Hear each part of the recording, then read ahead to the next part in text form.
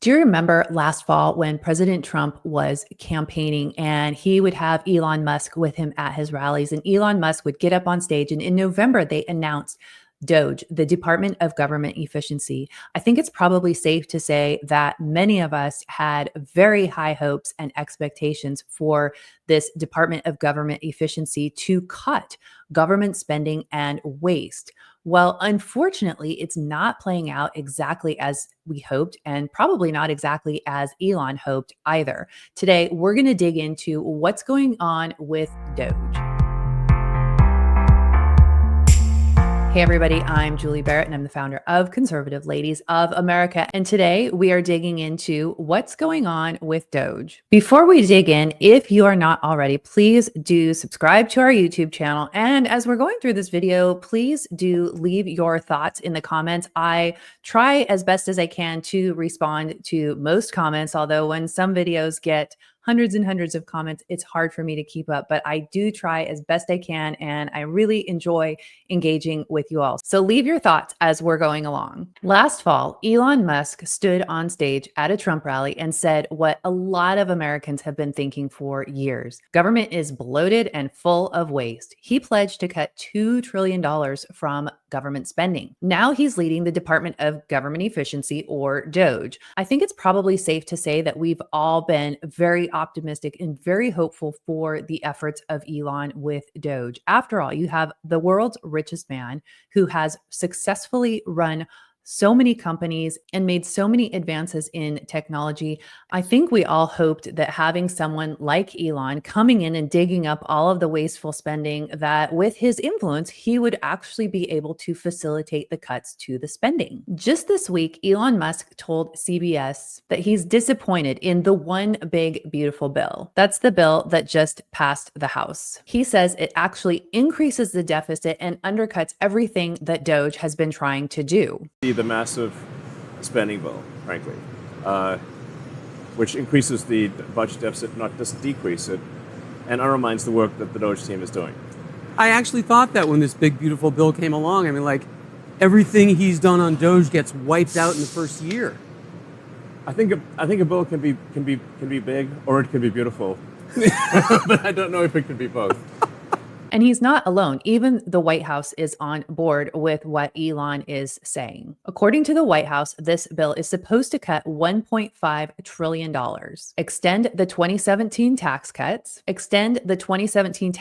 and help small businesses. That all sounds good, but Elon Musk and others say that doesn't go far enough. In fact, some people believe that this might actually be making it worse in the long run. So let's put this into perspective. Elon Musk wants to cut $2 trillion. That's nearly 1/3 of the entire federal budget. You can't do that with small tweaks. We're talking about eliminating entire federal agencies. And Congress, the swamp that it is not exactly lined up behind the action that Elon and DOGE want to take. Representative Warren Davidson, who was one of only 2 no votes in the House passing the big, beautiful bill, along with Thomas Massie also voting no, said he hopes the Senate can fix what the House failed to do. He's frustrated, and he's right. We've heard this call to cut spending time and time again, and somehow it never ends up happening. When are we actually going to see results? Now, DC being the swamp that it is, the 2 conservative Republicans who voted against the big, beautiful bill got a lot of backlash from Republicans and MAGA and conservatives on social media about their unwillingness to enact Trump's policies. But here's the thing, fiscal conservatism isn't just a slogan. If we're serious about saving America from economic collapse, we've got to take serious action and make serious, meaningful cuts. Florida Governor Ron DeSantis also weighed in. It's a little frustrating. You know, Elon Musk went into this DOGE effort. He was getting lampooned. I mean, like, they're firebombing his Tesla dealerships. Media is smearing him relentlessly. His businesses suffered, all this stuff, because he basically said, look, we can't keep doing this, and we need to moderate and reduce the amount of money that the federal government is spending. And yet, we have a Republican Congress, and to this day, we're in the end of May, past Memorial Day, and not 1 cent in DOGE cuts have been implemented by the Congress. Governor Ron DeSantis is one of the few fiscal hawks on the Republican side. Now, Thomas Massie, who was the other no vote, put it bluntly: this bill isn't enough. He's standing with Elon and DOGE, calling for real fiscal responsibility, not just more political theater. Now, there are some good things in the bill, like maybe you've heard that the bill cuts funding to Planned Parenthood, and it cuts funding for so-called gender-affirming care, and it cuts Medicaid to able-bodied people who are able to go out and work, and it cuts Medicaid to illegal immigrants. It also extends the 2017 Trump tax cuts. It cuts some federal spending, mostly from Medicaid, like I mentioned, and SNAP, which is the food stamps program. But the bill also raises many serious concerns. Critics say it's hitting working families too hard and that it's not enough of a tax cut for working families. And supporters say it's a necessary place to start. We have to start somewhere, but I don't think that's enough. I'll be honest. This bill is messy, and it's very discouraging to see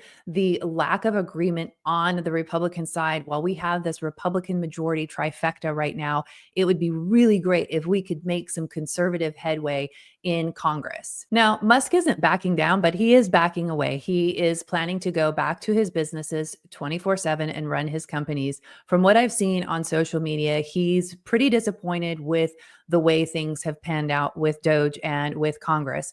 And I think it's safe to say that this is a great demonstration of just how deep and dirty the Washington, D.C. swamp is. If someone like Elon Musk can't go in there and make change, how are we going to get change done? And I think that goes back to our local action. We each have a representative and 2 senators in Washington, D.C. representing us. And it's important for us to make our voices heard. And I'm going to put links below so you can reach out and contact your congressional representatives and senators and let them know how you feel. Let them know that you want cuts to wasteful spending. We need relief, and we cannot continue to go down this road that America is going to economic collapse. I encourage you to take action. If we don't speak up, there is no change. And in 2026, there's another election coming for Congress. And I think that's a great time for us as conservatives, as Republicans, as common sense citizens to get involved with candidates as they're running for office. Again, I would love to hear your thoughts on this. What do you think about the DOGE efforts? How are you feeling about what Congress is doing with the One Big Beautiful Bill? Now, there is some talk on social media that they are going to be putting in the DOGE cuts. There was a tweet today from Marjorie Taylor Greene saying that those cuts are coming, but it'll be interesting to see when those come, who they come from, and if they are indeed passed through in the Senate. So I will keep you posted. I've got links below to the bill itself and to the way you can access your representatives in Congress. Please do make sure that you take action. Be sure also to spread the word, share this video, let other people know what's going on. Being educated to what's going on in our government is the first step that we need to take to making change. So be sure to share this far and wide. Thank you so much for watching. Again, make sure that you're subscribed to the channel. Please do like and comment on the video. Make sure you're also subscribed to our Substack, which is the best way to get alerts and breaking calls to action delivered straight to your inbox. I look forward to seeing you in the next video.